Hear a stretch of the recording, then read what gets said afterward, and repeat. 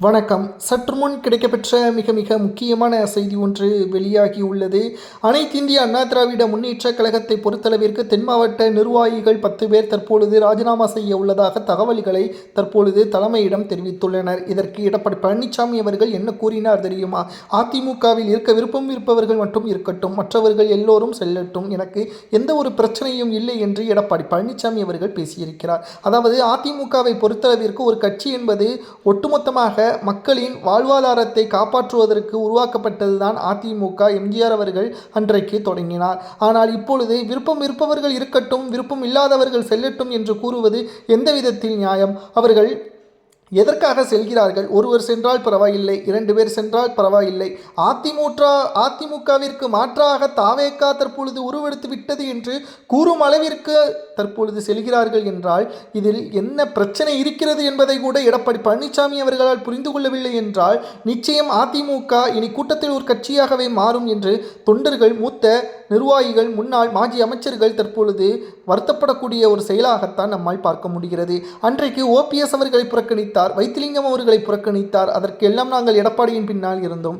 அதற்கு காரணம் எடப்பாடி சிறந்த வெற்றியை தேடித் தருவார், மக்கள் வழியில் செயல்படுவார் என்ற நம்பிக்கைதான். ஆனால் 11 தேர்தல்களில் தலைமை வகித்த எடப்பாடி பழனிசாமி அவர்கள் தொடர்ச்சியான தோல்விகளை கொடுத்து மக்களை ஏமாற்றக்கூடிய வகையிலான ஒரு செயலை மட்டும்தான் இப்பொழுது வரை செய்து கொண்டிருக்கிறார். இனியும் நாங்கள் ஏன் அவரை நம்ப வேண்டும்? மக்கள் நிச்சயமாக மாற்றத்தை தேடி செல்கிறார்கள். அதேபோல் திமுகவை வீழ்த்த வேண்டும் என்றால் அதற்கு ஒரே வழி தாவேகா தான் என்று மாற்றக்கூடிய ஒரு சூழலையும் தமிழக அரசியலில் ஏற்படுத்தப்பட்டுள்ளது.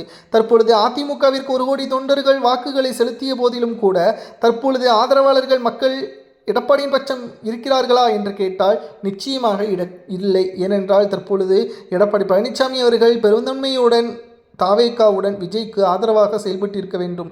ஆனால் அவ்வாறு செயல்படாமல் இருந்ததும் சி வி சண்முகமும் எஸ்பி வேலுமணியும் சரியான கருத்துக்களை கூறிய போதும் கூட அவரது பேச்சை கேட்காமல் செயல்பட்டதும் தற்பொழுது அதிமுகவின் நிலைமை மிக மிக மோசமான நிலைமைக்கு மாற்றி எடப்பாடி பழனிசாமி அவர்கள் வழிவகுத்து விட்டார். இதனால் தென் மாவட்ட 10க்கும் மேற்பட்ட நிர்வாகிகள் தங்களது ராஜினாமாவை கொடுத்து தாவேகாவில் இணையுள்ளதாகவும், அதே சமயம் திமுகவிற்கு இனி எதிராக அதிமுக கிடையாது, அதிமுக இருக்கக்கூடிய இடத்தில் இனி தாவேகா தான் இருக்கும், இனி தமிழ்நாட்டில் 2 போட்டிதான், ஒன்று தாவேகா மற்றொன்று திமுக என்றும் சொல்லும் அளவிற்கு அதிமுகவின் நிர்வாகிகளை தாவேகாவில் இணைந்திருப்பதுதான் அரசியல் வட்டாரத்தில் பெரும் பரபரப்பை ஏற்படுத்தியுள்ளது.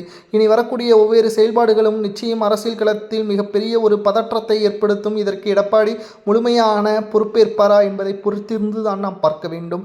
அனைத்திந்திய அண்ணா திராவிட முன்னேற்றக் கழகத்தை பற்றி இந்த ஒட்டுமொத்தமான கட்சியில் இருந்து விலகுவதை பற்றி உங்களது கருத்துக்களை கமெண்ட் வாயிலாக கூறுங்கள்.